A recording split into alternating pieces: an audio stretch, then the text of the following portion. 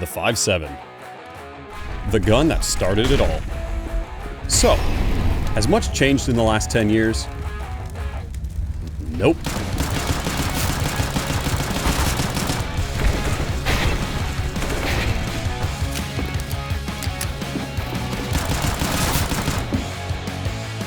The 5.7 is Valve's apology to the CT side for making their guns more expensive than their T counterparts. Today, we're going to learn how to abuse this wide-swinging hero. First, let's learn some background history on the 5.7. The 5.7 has been featured in every Counter-Strike game to date, but only in CSGO did the 5.7 truly grow into its own. Now with the ability, for the first time ever, to one-shot to a helmet. But more on that later.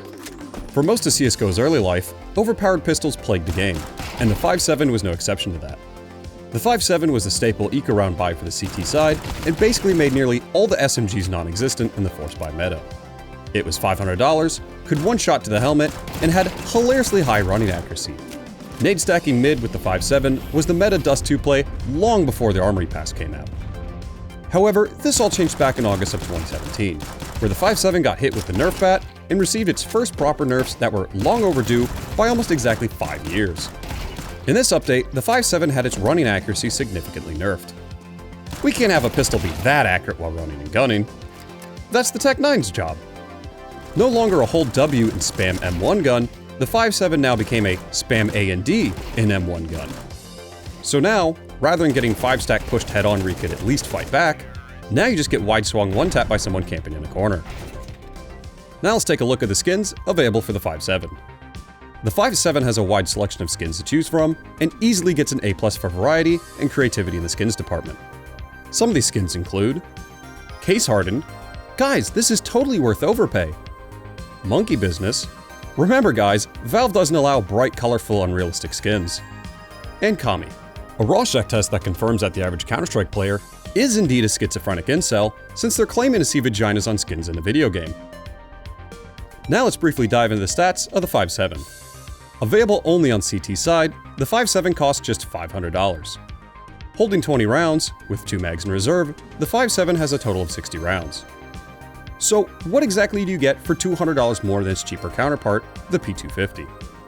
Well, you get nearly double the magazine size and a little bit more ammo to boot. As far as accuracy, it has the exact same standing accuracy as the P250. However, after its much needed nerfs, it now has a much higher running inaccuracy penalty than the P250. This makes the 5.7 almost as inaccurate as the Deagle when running. However, the one stat where it still reigns king is its damage. Although it may appear to have less base damage than a P250, the armor penetration is significantly higher than the P250's. Having the same time to kill past 600 units, the 5.7 mostly shines at closer ranges. If you're within 300 units, the 5.7 has a faster time to kill than the P250, and also only takes 4 shots to kill versus 5.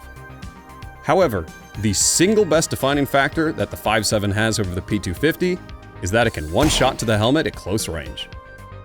That being said, it should be noted that when enemies don't have helmets, such as on pistol rounds, the fatal headshot range is almost 4 times lower than the P250's, making the P250 a much better choice on pistol rounds.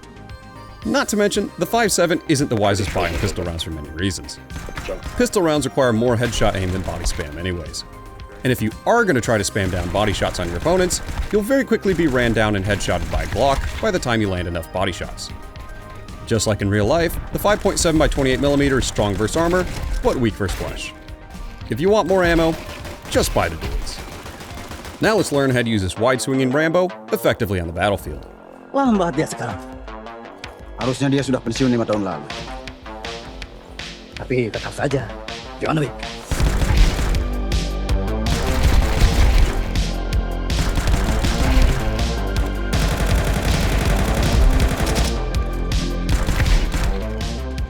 Normally rage bot when you're 0-4 on CT side with no cash, the 5.7 is always there when you need it most. Unlike SMGs, the $500 5.7 is the only gun you can force buy every round with 0 consequences. Despite it having great tap firing accuracy, you're usually better off to stay mobile and try to throw off the T's trying to hit you. Unfortunately, because of its Deagle-like running accuracy, this means you can't run and gun with it like the Tech 9. Thankfully though, the 5.7 has one hidden stat that no other pistol has: luck. Unlike the Tech 9, where you have to actually aim at the head when spamming, with the 5.7, more often than not, most of your headshots will be due to sheer dumb luck. However, this doesn't change the fact that it will always be hilarious when it happens. While it may not have the same running accuracy as the Tech 9, it does have just enough to be an obnoxious jiggle peeker, and arguably has been buffed in a way due to peeker's advantage being even stronger in CS2. Getting wide-swung Fari peeked by a 5.7 is living proof that sub-tick is hot garbage. After a while, the gameplay loop with a 5.7 boils down to just plain reckless and not smart. The more you turn off your brain, the more effective it'll be.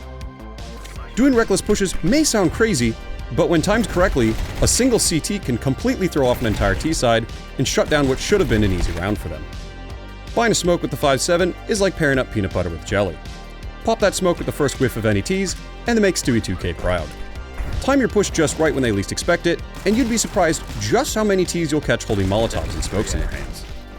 Despite only being a handgun, if you full buy nades, it is extremely effective at holding B-side around in a pinch. While the Tech 9 strat is to hold W and to close the distance between you and your enemy, the 5.7 strat is to hold W and close up any loose map control. This allows you to, very recklessly, gain map control at an unexpected rate. If the Ts aren't careful when waiting out that smoke, they may not find a CT pushing through it, but instead find themselves boxed in and wondering how the hell they're already being flanked. Lurk pushes are an A+ strat with the 5.7. Remember, this isn't a rifle round. You're broke and need to make desperate plays. The 5.7 is basically a tiny yapping dog that's been backed into a corner and has nothing to lose. I place the 5.7 as a solid A tier pick. For $500, it's the most reliable kills you're gonna get. But of course, it's outclassed by the hilariously overpowered Tech 9. So, that's all there is to using the 5.7. Subscribe and tune in next time as I show you how to use the Bison, and comment down below which guide you'd like to see next. Oh, and remember, 5.7!